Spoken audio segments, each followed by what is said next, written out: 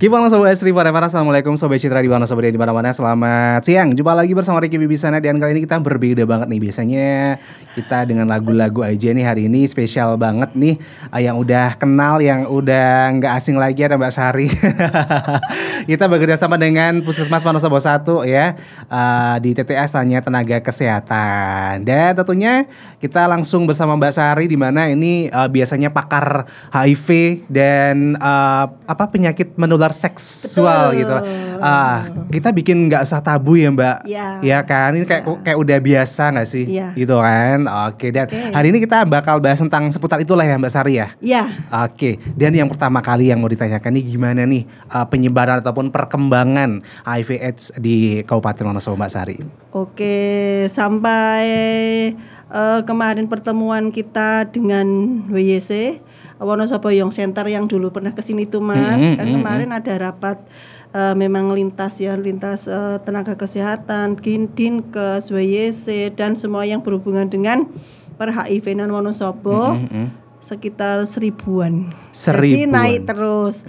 Kalau di puskesmas kami ini dalam tahun-tahun ini tuh hampir 2 bulan sekali, 1 bulan sekali pasti ada yang positif. Dari ibu rumah tangga, dari LSL laki-laki suka laki-laki ataupun dari WPS. Nah ini maminya udah tak bawa sini nih. Ya next kita kenalan ya Mbak Sari ya sama maminya ya. Oke, dan berarti ini ya istilahnya makin bertambah aja gitu ya. Ya. Sebenarnya bertambahnya itu karena memang mereka bekerja. Jadi misalnya Mbak Erni ini kan LSM dari WPS, dia itu penjangkau tapi khusus WTS, ya. Mereka Mbak Erni ini aktif, dia sering pergi ke kafe, kos-kosan yang memang notabene plus-plus nggih. Mereka mengkonseling terus mengarahkan untuk cek. Jadi temuannya lebih banyak. Seperti gitu ya. Juga WYC. Mereka juga ke lapangan terjun untuk penjaringan, mencari, terus konseling, mengarahkan untuk periksa. Jadi hasilnya banyak itu karena memang ada petugas lapangan yang menjangkau. Kalau kita diam ya nggak ada lah. Kecuali mereka periksa ke BP, terus ada tanda-tanda yang masuk ke HIV, baru kita konseling, dites, baru ditemukan. Tapi sebenarnya memang kita kerjasama dengan LSM yang penjangkau di lapangan, sehingga keluar mereka yang positif. Seperti gitu itu. Ya, jadi makanya mungkin udah ada yang kena gitu ya. Cuma mereka belum periksa atau belum dites ya Mbak Sari ya gitu kan. Nah ini biasanya Mbak Sari untuk mungkin masyarakat Wonosobo dan sekitarnya gitu ya, supaya mau mengecek gitu ya virus ya, tentang virus HIV ya. Ini gimana sih Mbak? Maksudnya ngeceknya tuh apakah harus ke lab atau harus ke puskesmas bisa, atau ke misalnya kalau harus buat RSU kayak gitu, atau gimana? Semua layanan puskesmas, RS yang di Wonosobo itu semuanya sudah membuka layanan VCT. Jadi pemeriksaan HIV tapi atas inisiatif sendiri. Bisa. Gitu. Bilang aja misalnya masuk pendaftaran ke Puskesmas Wonosobo 1, saya mau daftar, mau VCT, itu sudah diarahkan ke memang bilik khusus. Mereka langsung bisa masuk ke situ, konseling lah apapun yang mereka mau ungkapkan, unek-uneknya gitu. Terus dites. Kalau memang hasilnya positif, kita ready menyimpan rahasia. Jadi memang rahasianya terjaga, tidak sembarang orang bisa akses by name, by address mereka yang positif. Oke, jadi gitu ya Sobat Cita, tenang aja. Maksudnya kayak mungkin ada yang khawatir ya Mbak Sari ya, kalau misalnya positif nanti takutnya banyak orang yang tahu dan sebagainya. Tapi nanti ini di rumah sakit ataupun di mana aja gitu nanti dirahasiakan gitu ya Mbak ya. Iya, dirahasiakan hasilnya. Cuman tim, karena kita kan kerja tim. Jadi ada laborat, ada konselor, ada laborat, ada dokter, dan ada pihak farmasi. Itu aja yang tahu.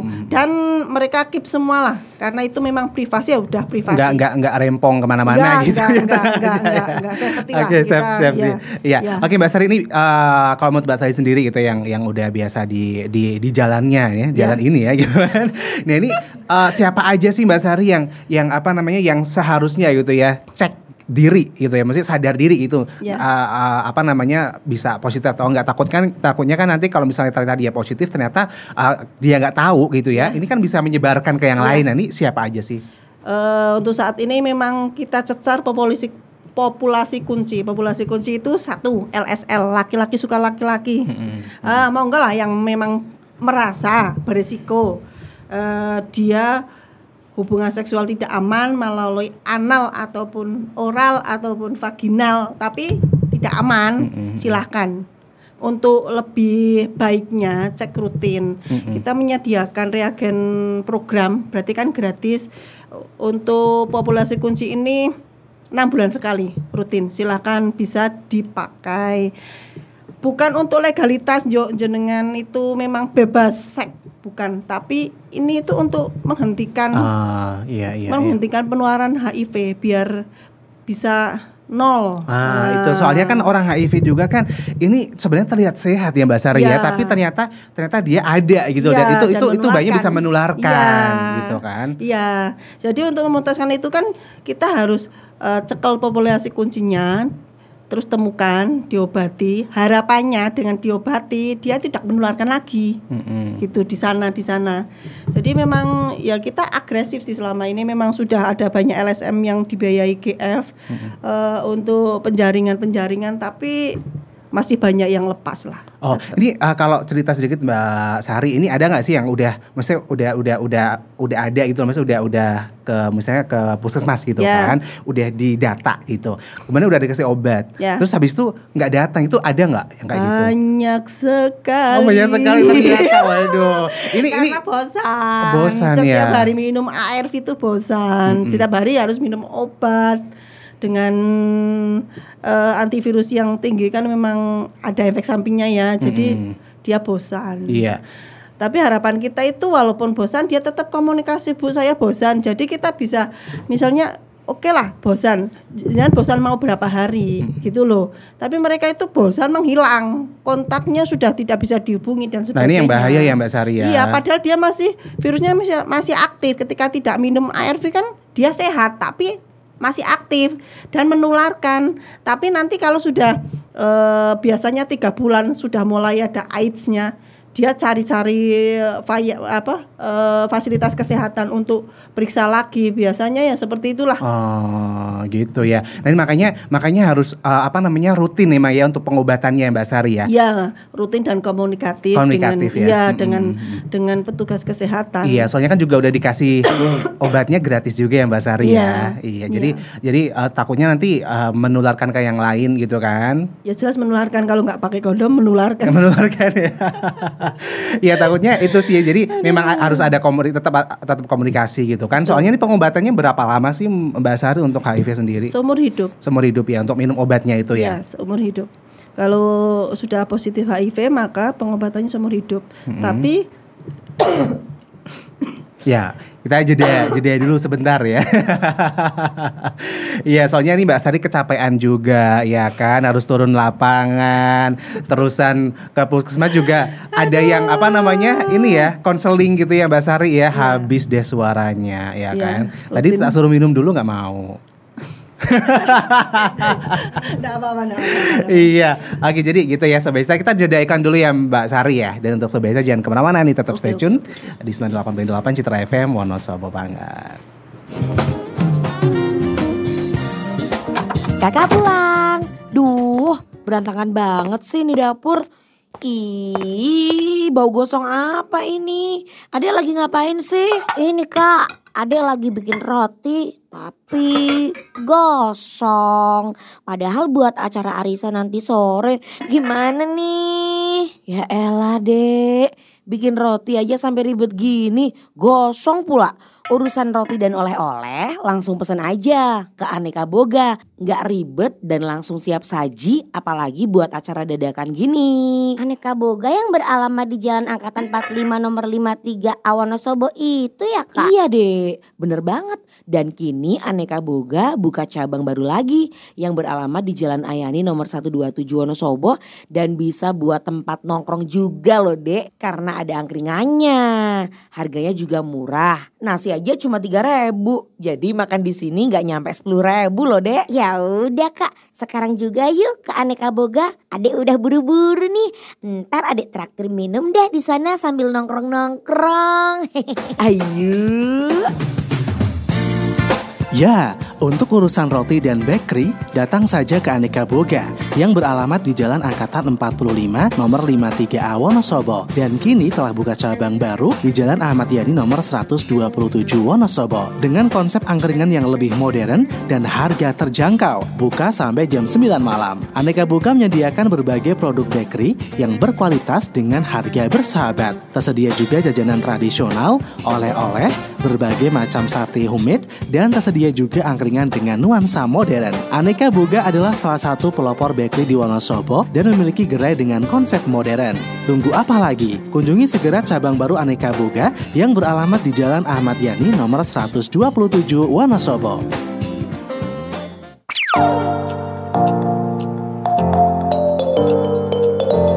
Sobat Citra, di Wonosobo dan seputarnya, pernah mengalami flu, pilek, atau sakit kepala? Pastinya bikin bingung dan mengganggu. Nah, walau banyak macam obat flu, Anda tidak usah bingung lagi. Segera minum Ultra Flu. Flu, demam, sakit kepala jadi reda. Ultra Flu, tablet obat flu meredakan gejala flu, seperti demam, sakit kepala, bersin-bersin, dan hidung tersumbat. Minum Ultra Flu. Flu-nya reda, lega rasanya. Ultra Flu dapat menyebabkan kantuk. Jadi, perhatikan peringatan dan kontraindikasinya. Tidak melebihi dosis yang dianjurkan. Ultra Flu, produksi Hanson Pharma.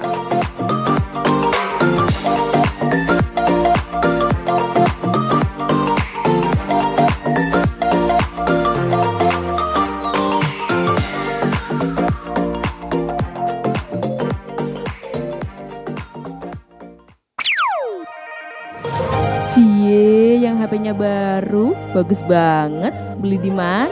Di Serayu Seluler dong. Di sana termurah dan terlengkap. Wah, mau. Anterin dong. Hayo. Serayu Seluler, pusat kulakan segala merek HP terbesar, termurah, terlengkap, dan terpercaya di Wonosobo. Menyediakan segala merek HP seperti Xiaomi, Lenovo, Oppo, Realme, Vivo, iPhone, Nokia, Advance, Cross, dan lain-lain. HP Nokia dengan harga mulai 150.000, HP Xiaomi harga mulai 600 ribuan, dan HP Android dengan harga mulai 300.000, serta jam pintar harga 200 ribuan dengan fitur kamera, game, chatting, dan video call. Tersedia juga aksesoris HP lengkap seperti cas, kabel data, paket data, NMC, flash disk, voucher, dan kartu perdana dengan harga termurah dibandingkan counter lain. Serayu Seluler juga melayani jual beli dan tukar tambah HP baru maupun second bergaransi. Servis HP bisa ditunggu. Serayu Seluler 1 beralamat di Jalan Pasar 1, Blok C nomor 23, Pasar Induk Wonosobo atau sebelah utara dekat Sol Sepatu. Serayu Seluler 2 berada di Jalan Veteran nomor 17, Sudagaran, Wonosobo. Serayu Seluler 3 di Pasar Induk Wonosobo, sebelah selatan atau depan Serayu Seluler 1. Dan Serayu Seluler 4 di Jalan S. Parman, Pertokoan Ruko Joyosono. Jangan beli HP dulu sebelum cek harga di Serayu Seluler. Telah dibuka juga Serayu Fitness Club yang beralamat di Jalan Veteran nomor 17 Sudagaran Wonosobo atau berada di Serayu Seluler 2 lantai 2. Nomor telepon atau WhatsApp 085 227 391 123. Buka setiap hari dari jam 8 pagi sampai jam 9 malam. Tempat bersih luas dan nyaman serta peralatan fitness terlengkap. Bisa main sepuasnya, hanya bayar Rp5.000. Bu, kayaknya kok ada yang beda ya di kamar ini. Bapak betah bu di kamar, bawaannya pengen tiduran terus. Bapak mau tahu apa yang bikin beda? Kasur busanya kan baru, Pak. Oh alah pantesan, empuk tenan bu. Ini semua berkat kasur busa dari toko Cahaya Terang. Kualitasnya memukau, harganya terjangkau, garansi pula. Untuk Anda yang sedang membutuhkan kasur busa yang berkualitas dan bergaransi, dapatkan hanya di toko Cahaya Terang. Dapatkan juga macam-macam karpet, karpet permadani, karpet sajadah, kain jok busa, perlengkapan pembuatan kursi, selimut, bed cover, deklit, dan lain-lain. Dapatkan hanya di toko Cahaya Terang yang beralamat di Jalan Resimen 18 nomor 32, depan Mickey Mouse Lama atau sebelah barat Pasar Induk Wonosobo. Telepon 321 176. Buka mulai jam 8 pagi sampai jam 5 sore. Toko Cahaya Terang, bagus barangnya, bagus kualitasnya. 98.8 Citra FM. Wonosobo banget.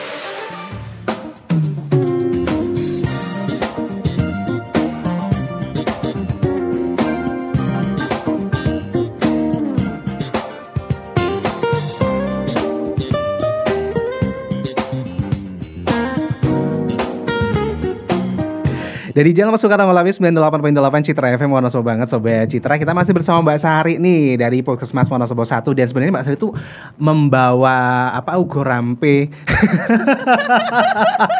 Personil Iya, baru. para personil ya, termasuk ugorampenya Mbak Sari nih. Teman-teman ya Mbak Sari ya dari LSM yang ada di Wonosobo dan yang tersebar di mana-mana ya. Ini Mbak Sari membawa siapa sih hari ini? Hari ini membawa Mbak Erni. Mbak Erni yang ini dari LSM ya? Ya, LSM yang FAK. Bukan FU Kak.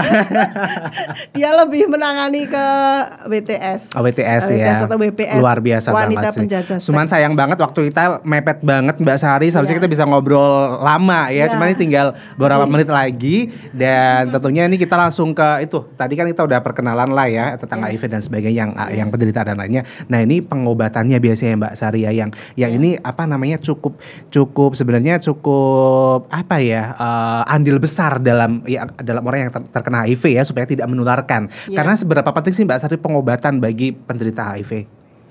Penting sekali ketika pasien positif dia tidak segera diobati akan banyak AIDS. AIDS itu kan penyakit yang menyertai dengan orang HIV. Jadi orang HIV karena daya tahan tubuhnya jelek maka banyak penyakit yang mudah masuk karena punya peluang, tentaranya udah lemah, punya peluang. Kalau tidak diatasi, tidak diobati, virusnya tidak dikekang, maka umurnya ya otomatis. Iya, karena makin banyak penyakit yang akan datang masuk ya ke dalam tubuh dan itu bisa berbahaya banget ya Mbak Sari ya.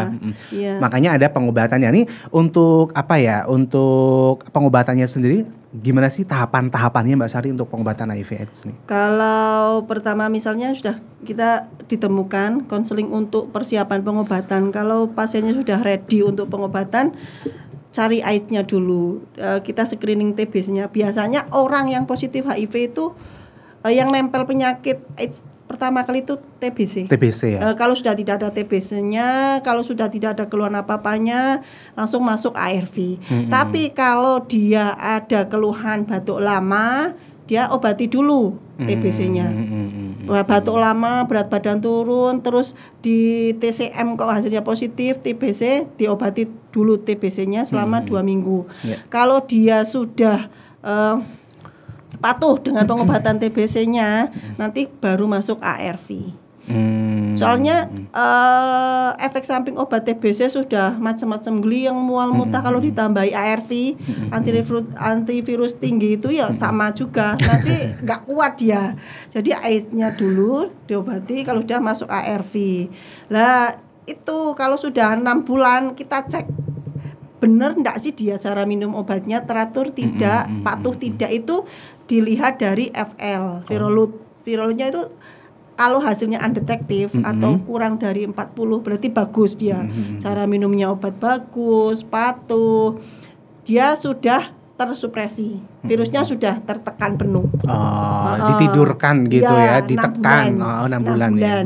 Kalau misalnya dia wanita kok pengen punya anak, dia sudah suami, dia punya anak. Lah, ini bisa dilakukan persamaian. Jadi bisa tanpa kondom, nanti bisa inseminasi untuk pembuahan. Iya, ini tidak maksudnya tidak menularkan ke janinnya ya. Tidak, karena sudah tersupresi. Luar biasa banget pengobatannya ini ya. Jadi memang harus benar-benar dilakukan ya Mbak Sari ya. Ya harus dilakukan. Kalau enggak ya wah penularan dari ibu ke janinnya, dari dia ke suaminya, gitu. Nanti apalagi belum suaminya jajan gitu kan. Janganlah ya. Bertumpuk-tumpuk. Iya. Oke, jadi gitu ya pengobatannya ya Sobat. Tapi ini seberapa efektif sih Mbak Sari pengobatan yang diberikan untuk penderita HIV ini? sangat efektif kalau memang dia teratur.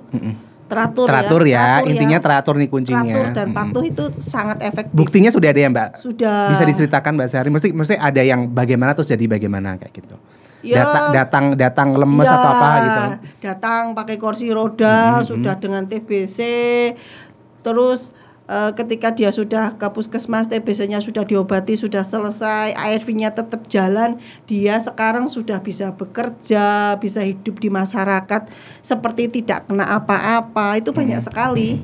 Harapannya seperti itu, ketika ditemukan ya mau pengobatan, terus bisa hidup sehat dan memberi edukasi kepada teman-temannya yang sama untuk segera pemeriksaan, apabila dia positif segera pengobatan, ataupun gaya hidupnya dirubah menjadi gaya hidup yang sehat. Iya, dan tentunya ini juga memang dari pribadi diri sendiri juga ya Mbak Sari ya, untuk bisa lebih hidup sehat. Dan tentunya untuk yang mungkin positif HIV dan ragu untuk berobat ataupun untuk minum obat, ini jangan ragu lagi ya Mbak Sari ya, soalnya ini bisa sangat-sangat membantu ya. Iya, kita juga punya KD, yaitu pendampingan orang-orang dengan pengobatan. Udah, kita punya LSM yang itu, dia itu mendampingi orang-orang HIV tapi dia minum ARV. Bisa konseling lewat dia, misalnya kalau bisa terbuka, misalnya kayak sama saya enggak apa-apa, sama dia juga enggak apa-apa. Sepenaknya lah dia mau konsultasi, misalnya aku minum obat kok gini silakan, sama LSM-nya bisa, sama saya juga bisa. Misalnya ada alergi obat, bilang aja, jangan berhenti, tapi bilang aja, Bu saya pakai obat ini kok saya merasa pusing atau gatal, bisa datang ke puskesmas untuk diobati alerginya ya. Seperti itu. Ya, yang penting komunikasi. Nah ini makanya yang bagi yang tiba-tiba menghilang ya kan, di ghosting ya. Berarti Mbak Sari ini sering di ghosting ya. Udah kebal sama ghostingan ya Mbak Sari. Jane mereka itu aneh, ketika sudah pengobatan 6 bulan sudah bagus, dikira sudah sembuh. Oh itu. Dia itu padahal dari awal sudah konseling mau persiapan pengobatan udah dibilang, oh ini HIV itu tidak akan sembuh, tapi virusnya bisa tersupresi. Tapi dia tidak mudeng. Dikiranya 6 bulan itu udah selesai. Sudah selesai, sudah pena, sudah gemuk, sudah bisa beraktivitas seperti biasa. Dikiranya sudah sembuh, padahal dia belum sembuh. Wah itu Sobat Citra ya. Jadi ini memang makanya ada bimbingannya gitu ya Mbak Sari ya.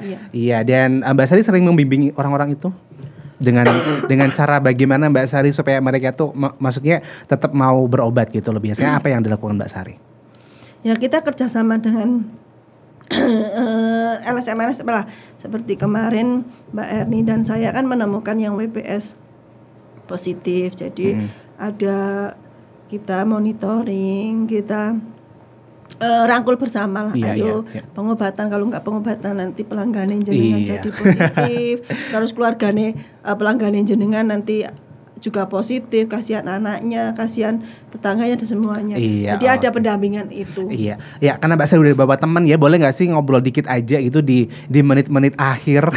Boleh silakan. Menit akhir kita di TTS ya sama Mbak Erni ya, luar biasa. Ini terima kasih banget loh Mbak Erni udah datang ke Citra FM ya.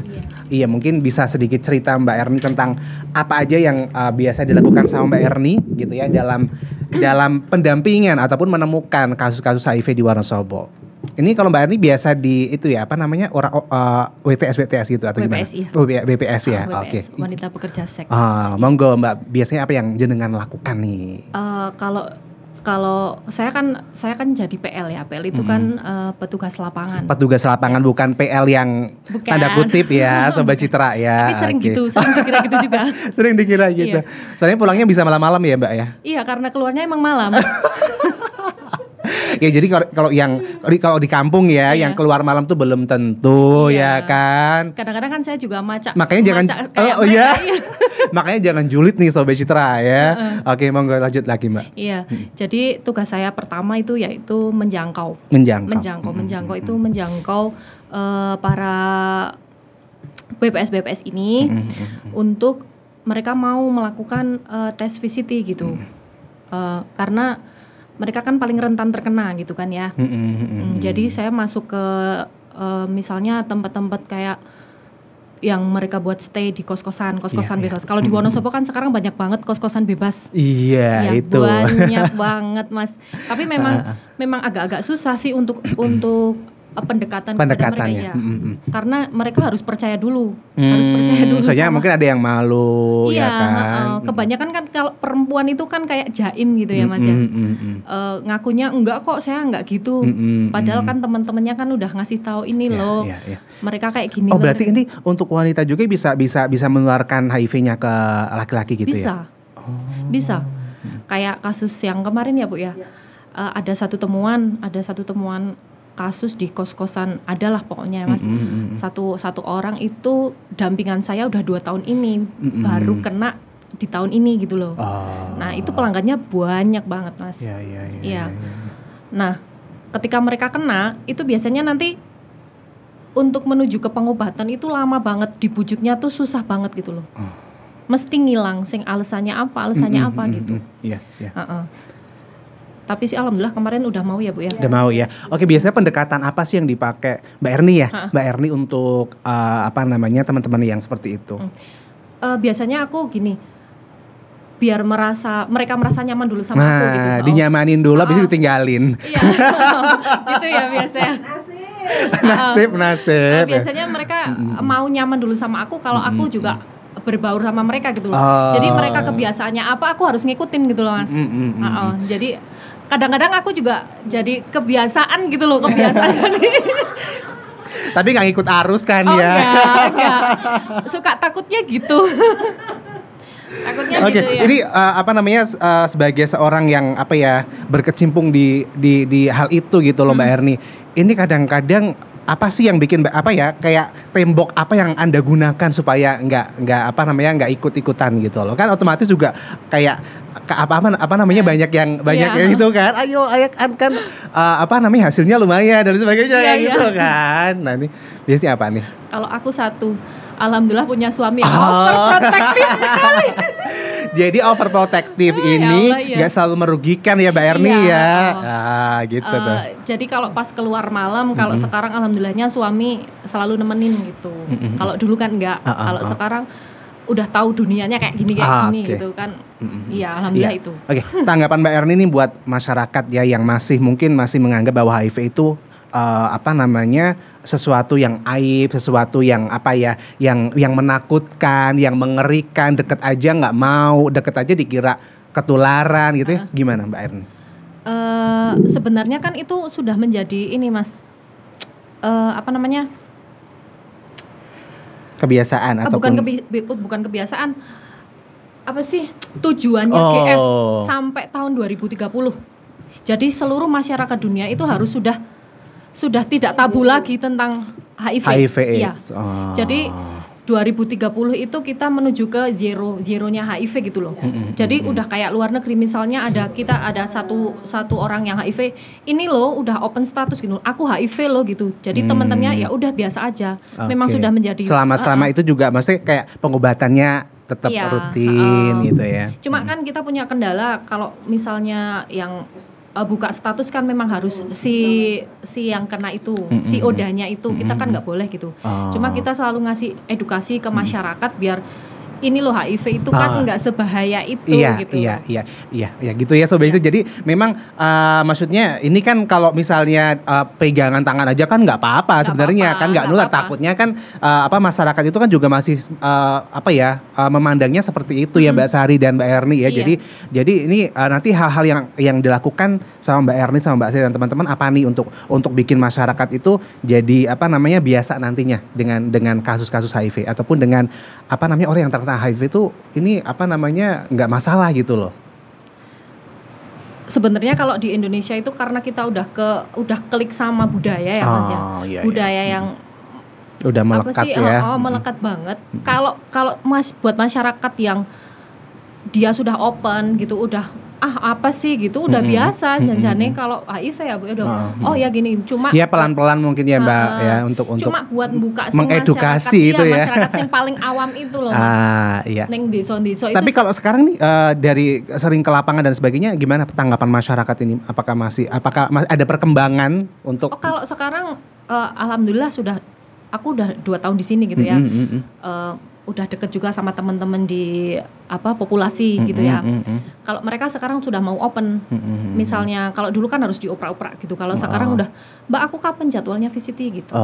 Gitu. Nah cuma yang belum kan yang baru-baru sama justru kebanyakan itu yang kerja di luar kota itu malah orang-orang pegunungan itu Mas.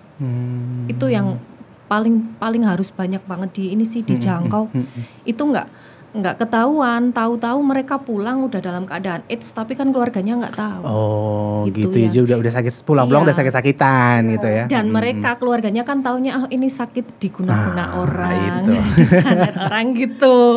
Itu ya, Masya Allah. Masa untuk orang-orang Indonesia masih banyak yang memang seperti itu gitu ya. Tapi ya mungkin pelan-pelan lah ya nanti semoga di 2030 ya, 2030. Kita benar-benar bisa apa? 3 euro. Kita benar-benar udah 3-0 nol ya. dari HIV, maksudnya nol bukan tidak ada HIV lagi, cuman HIV itu udah apa sih udah kayak flu biasa gitu loh. Iya. Oke gitu ya. Aduh, ini udah tanpa terasa udah hampir jam 1 ini ya Mbak Erni. Makasih banget loh Mbak Erni udah membagikan pengetahuan selama ini ke lapangan ya kan. Iya. Semoga tetap istiqomah ya. Ini udah berapa tahun sih Mbak Erna? Aku mau 3 tahun. 3 tahun. Gimana rasanya? Maksudnya kayak udah bosen atau pengen terus berjuang atau gimana nih? Kalau aku sebenarnya gini sih, kayak passion ya, kerjaanku aku seneng kalau kerja di lapangan gitu.